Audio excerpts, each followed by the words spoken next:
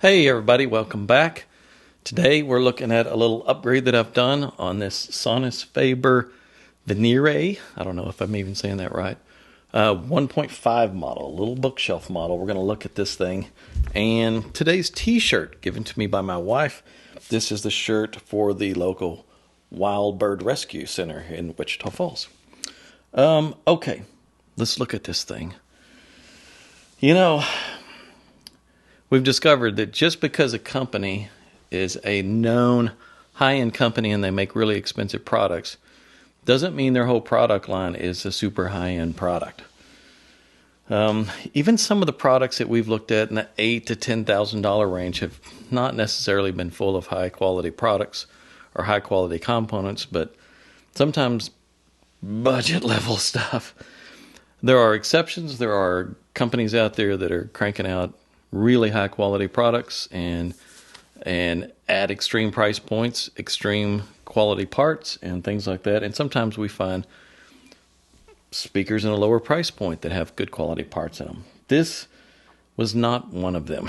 This little monitor here has a beautiful cabinet. I mean, it's really nicely done.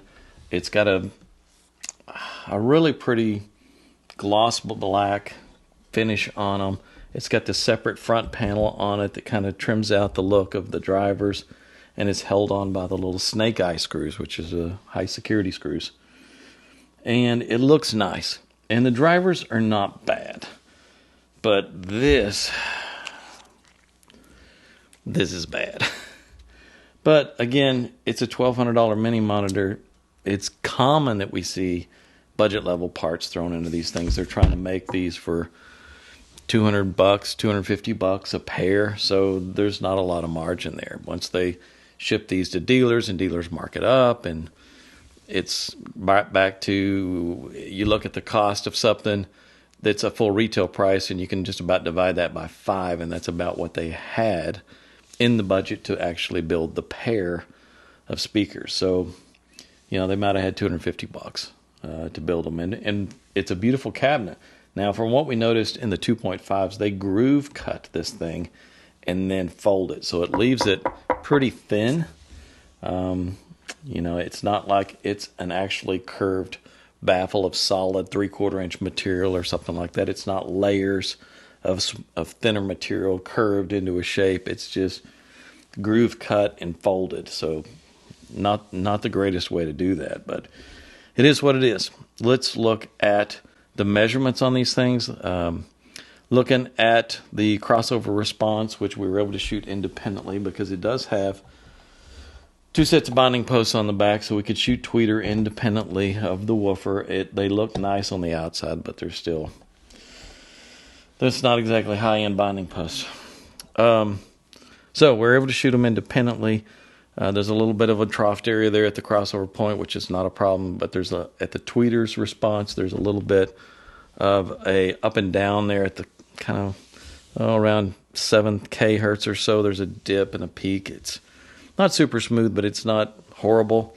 If we look at the horizontal off-axis, because of the waveguide that they've created into this baffle, the off-axis response is really smooth. It drops off pretty evenly. And the vertical off-axis was great. As you move up vertically, the drivers became a little more in phase as you started to move up, and it maintained a good phase relationship in a wide range there, so that was great. The impedance is a little imbalanced. The tweeter level is a very high impedance, while the woofer level drops to a much lower impedance. I want to say on the woofer end, it dropped to about 6 ohms, where it's at about 16 ohms at the top of the tweeter's curve.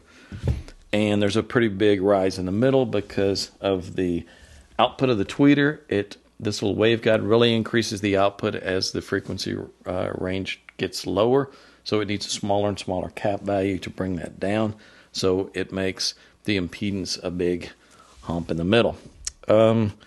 Spectral decay looked really clean on this thing. So what were we able to do with it? You know, and what I look to do with these things is just trying to balance it out as much as possible. And in this case, it's a budget price point design. It's not real expensive. We try to keep the upgrade kit as inexpensive as possible, and I was able to do that. The Original crossover, I think, used 11 parts, if I remember correctly, and at least from when I counted them earlier. And the new crossover uses 6 parts, so I was able to reduce the parts count considerably, and I smoothed out the frequency response. Let's take a look at it. It's nice and smooth now. It really is. The tweeter plays down fairly low. It crosses about 1800 hertz. No issues there. It was crossed fairly low before. Horizontal off-axis looks great on this little speaker. Vertical off-axis looks great also. I mean, in both directions, vertically and horizontal, fantastic. Impedance curve, again, I was able to, with using an L pad instead of just an inline filter, bring the tweeter's impedance level down so it's a little more of a match with the woofer. But there is a huge rise right in the middle there. There's times when I work on a speaker that's designed this way and I see those huge rises, I could go in and put more parts in there and put an impedance trap in there to balance out that impedance. But again, trying to keep this thing on as low a price point as possible. Spectral decay looks super clean. Well, completely clean, really. I mean, that's a great spectral decay. And so let's look at what we ended up with here. Total parts for everything, $259 for all the parts that you're going to need.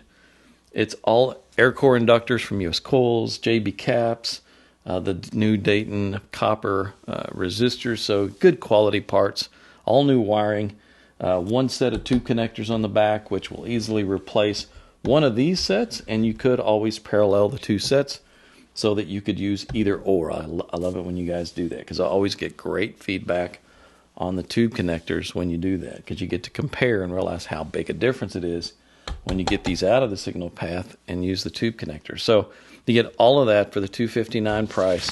I didn't include a sheet of no-res in that. They could probably use half a sheet. If you're interested in doing that as well, we can throw in a sheet of no-res for an additional price. But this will do it for this little Sonus Faber 1.5. And I feel like it's a really good value for what you've already got in the speaker for the cost. It's about a $1,200 monitor. For $259, you actually turn it into a really high quality monitor, and it should sound really good when you're through. The difference between this and the parts that come in the kit are pretty significant. So if you're interested in that, let me know. If you just want to drop some comments, you know where to go right down below. I appreciate you guys watching. Hit the subscribe button if you haven't, and we'll see you guys in the next video.